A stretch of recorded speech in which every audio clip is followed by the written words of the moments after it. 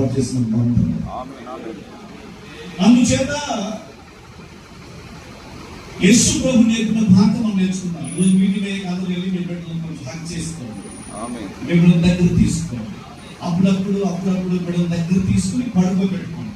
వాళ్ళకి తెలియనప్పుడేమో మనం చాలా వాళ్ళకి తెలియని టైంలో ఏం చేస్తాం తెలుసండి, వాళ్ళతో మాట్లాడదాం అనుకుంటాం, వాళ్ళతో ఏమో కబుర్లు చెప్తాం అనుకుంటాం, వాళ్ళకి ఏమీ తెలియదు అని వాళ్ళు మాట్లాడే వయసు వచ్చినప్పుడు వాళ్ళతో మాట్లాడాలి. సీరియస్గా ఉంది. పిల్లలతో సీరియస్గా ఉండకూడదండి, పిల్లలతో సీరియస్గా ఉండకూడదు. పిల్లలతో సరదాగా సంతోషంగా హ్యాపీగా ఉండాలి. అప్పుడు పిల్లలు బయటకు ఎక్కడికి వెళ్ళరు, వాళ్ళని వాళ్ళు ఫ్రెండ్స్ గా భావిస్తారు. అప్పుడు మన పిల్లలను కాపాడు చేసేలా చేస్తున్నారు. మూడవది యేసయ్య ఏం చేస్తారు, చేతులు ఉంచారు. మన బిడ్డల కోసం ఎప్పుడు చేతులు ఉపయోగించారు. చేతులు ఉపయోగించినప్పుడు ఎలా? మొదటిది, మన బిడ్డల కొరకు ఎంత ఎక్కువైతే అంత ఎక్కువగా మన చేతులు పైకెత్తి స్తోత్రాలు చెప్పాలి. నీ హ్యాండ్స్ నీ బిడ్డల కొరకు ప్రభు వైపు చేతులెత్తుటకు ఉపయోగపడింది. మోషే చేతులెత్తినప్పుడు యావత్ ఇజ్రాయేల్ సమాజానికి విజయం వచ్చింది కదా. ఒక ఫాదర్ గా మదర్ గా నాతో సహా ఒక ప్రశ్న వేసుకుంటున్నాను. ఇప్పుడు నేను అందరం వేసుకుంటాను. మీ బిడ్డ కోసం 8 సార్లు చేతులు ఎత్తారు. How many hours your hands rose? మీ బిడ్డల చేతులు, మీ బిడ్డల కొరకు నీ చేతులు ఎన్ని గంటల పైకి ఎత్తుంటారంటారు? బిడ్డల కోసం చేతులు అరిగిపోయాయి కష్టపడ్డానికి. కానీ నేను అడిగేది ఏంటంటే, ఈ బిడ్డల కొరకు దేవునికి స్తోత్రాలు చెప్పిన గంటలు ఎన్ని? దేవునికి స్తుతులు చెప్పిన గంటలు ఎన్ని? ప్రభా నా బిడ్డ కొరకు స్తోత్రం.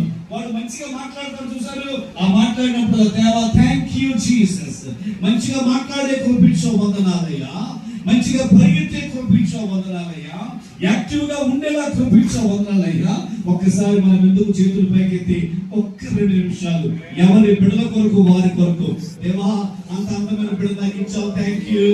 స్వరమెత్తి ఓ రావా షకాడా రీలాదా సియాలమా. చేతులు నీ బిడ్డ కొరకు స్తోత్రం చెప్తావా? నీ బిడ్డ కొరకు స్తోత్రం చెప్తావా? ప్రభా నా బిడ్డగా జ్ఞానం ఇచ్చే వందనాలు, ఆ బిడ్డగా ఆరోగ్యం ఇచ్చే వందనాలు, నా బిడ్డ నాకే అనేక విషయాలు చెప్పేలాగా చేసే వందనాలు అయ్యా, ఇంతగా సంతోషించేలాగా చేసే వందనాలు. Thank you Jesus. మీ బిడ్డ కొరకు స్తోత్రం చెప్పండి, మీ కుమారులకు స్తోత్రం చెప్పండి, మీ కుమార్తెలకు స్తోత్రం చెప్పండి, మీ మనవలకు స్తోత్రం చెప్పండి. మన చేతులు మన బిడ్డల కొరకు ఉపయోగిద్దాం. To give thanks to God. దేవునికి వందనాలు చెప్పడానికి. ఆమేన్. ఎంత ఎక్కువ అంతే. స్కూల్కి వెళ్ళారా చేతులు, ఆఫీస్కి వెళ్ళారా చేతులు, ఎగ్జామ్ రాస్తున్నారా ప్రభువు చేతులు. అసలు చెప్పాలంటే అక్కడ వాడే ప్రతిసారి నువ్వు ఎవరికి చెప్పు థ్యాంక్ యూ చేతులు ఎత్తుతా. దేవునికి సాయంకాలం చేతులెత్తే కొద్ది మీ బిడ్డలు విజయమేనండి.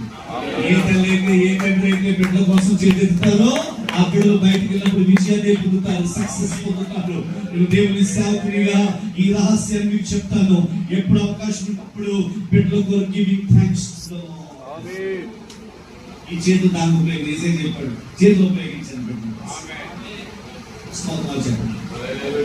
రెండు ఈ చేతులతో ప్రతి ఒక్కరు బిడ్డల పక్షాన దేవునికి కానుక ఇవ్వాలి. బిడ్డల పక్షాన దేవునికి మనము మీ బిడ్డల పేరు మీద దేవునికి కానుక ఇవ్వాలి. ఈ చేతులను ఉపయోగించాలి. ఎంత వీలైతే అంత బిడ్డల పేరు మీద కానీ మీరు కానుక ఇవ్వడం మొదలెడతారు. ఆమె నేను ప్రభువును స్తుతిస్తున్నాను. ప్రభు అప్పగించిన పరిచర్యలో పరిచర్యలో చాలా మంది ఉదాహరణ సేవ మనోహర్ గారు ఆయన ఉన్నారు. వారి ఇంట్లో వాళ్ళ కొడుకు వాళ్ళ కోడలు కన్సీవ్ అయిన కన్ఫర్మ్ అయిన రోజు నుండి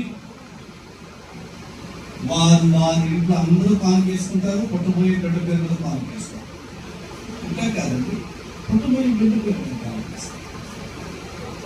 చాలా ఆఫరింగ్స్ ప్రతిసారి కనీసం ఒక 20% పుట్టబోయే బిడ్డల కొరకు ఎక్కువ ఉంటుంది.